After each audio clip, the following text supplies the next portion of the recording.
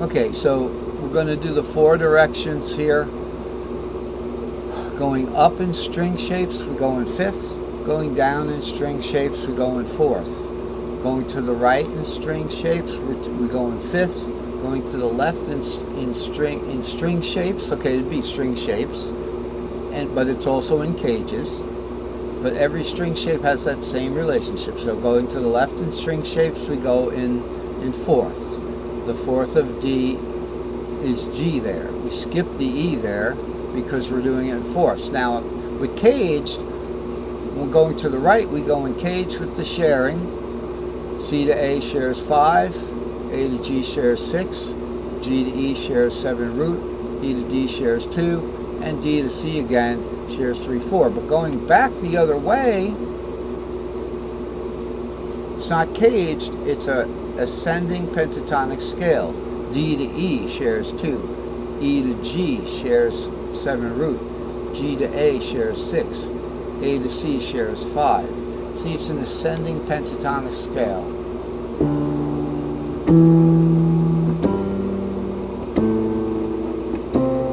And caged is a descending pentatonic scale.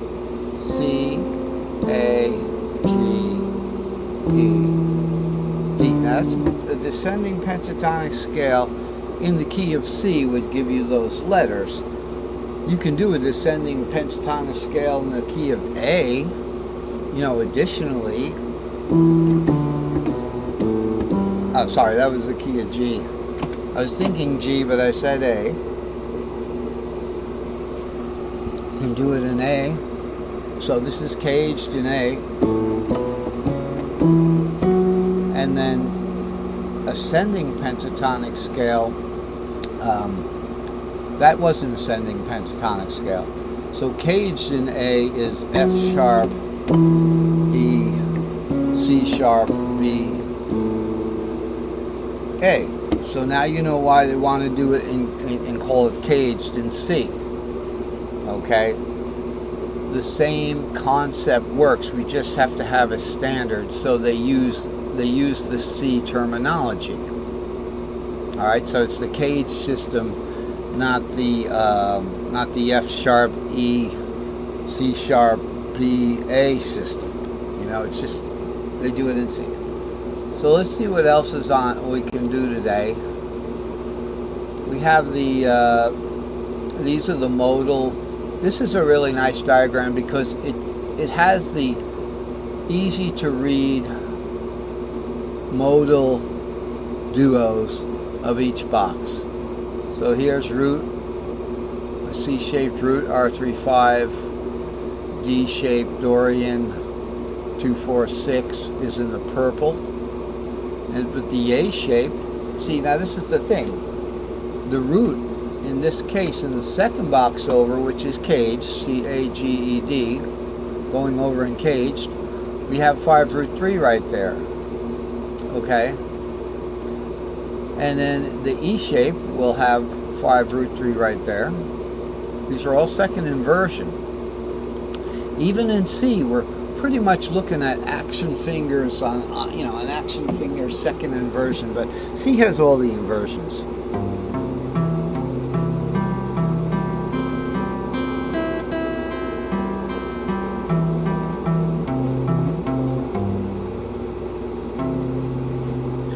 So, you know, with C, you could do like bugle calls.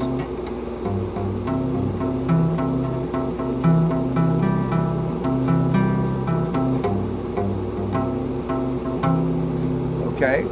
It's just like a bugle. C, E, G, and C again. So, that's the wonderful thing about the key of C. You can't really do that in the other keys. You can kind of do it in G, but you might get into trouble.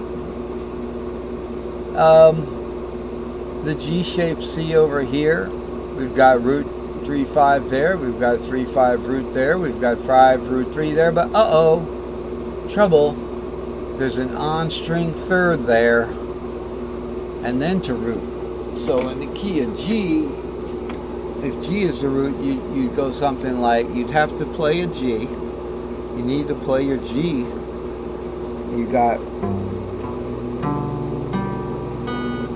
You have to put your middle finger up on that 5 there, but not the whole time. So you got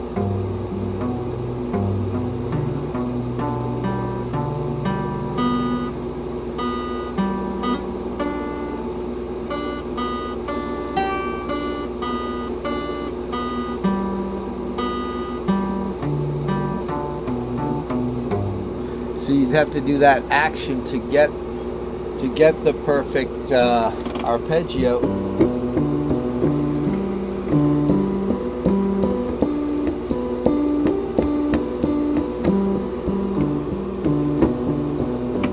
Okay, so it starts to get a little complicated, but see, you can do it all string by string.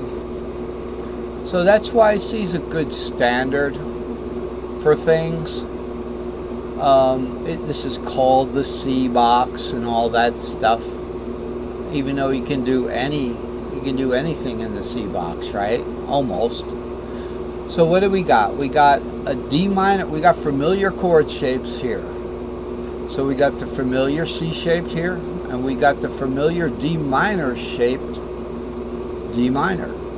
D minor shaped D minor in the key of C. C major shaped C, key of C. Now, why do I say C major shaped in the key of C? Because there are other places that we have a C major shape that's not a C major. For instance, let's look up top here and look for where we have a C shape. Here's a C shape.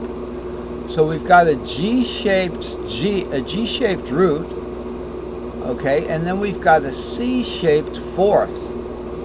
Where's that fourth? Root 4 6, root 4 6. So let's check this out. Key of C. Let's just do the key of C. So we've got a G-shaped root right here, and then we have a C-shaped F.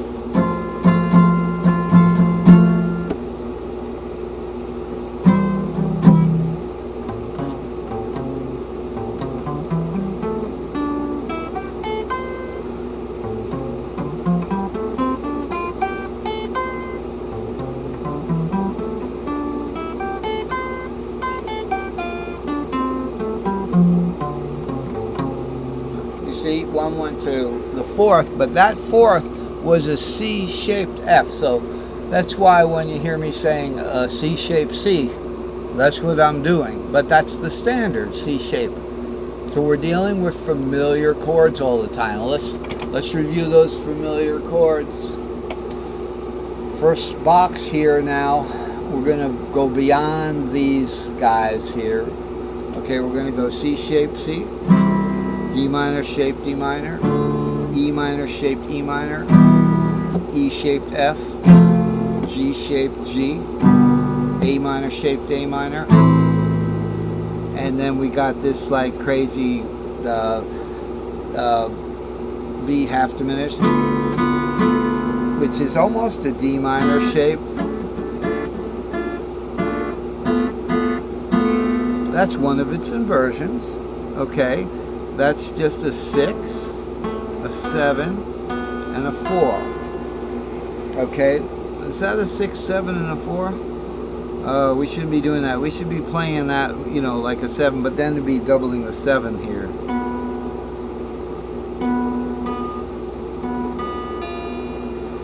So, you know, the half diminished has got its own way of playing. We're not going to cover that in today's lesson.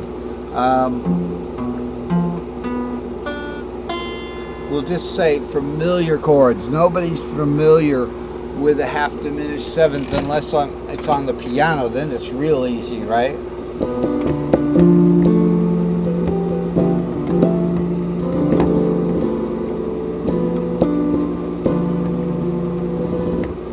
Alright, so the next segment we're going to just, you know, review the familiar chords in the C box.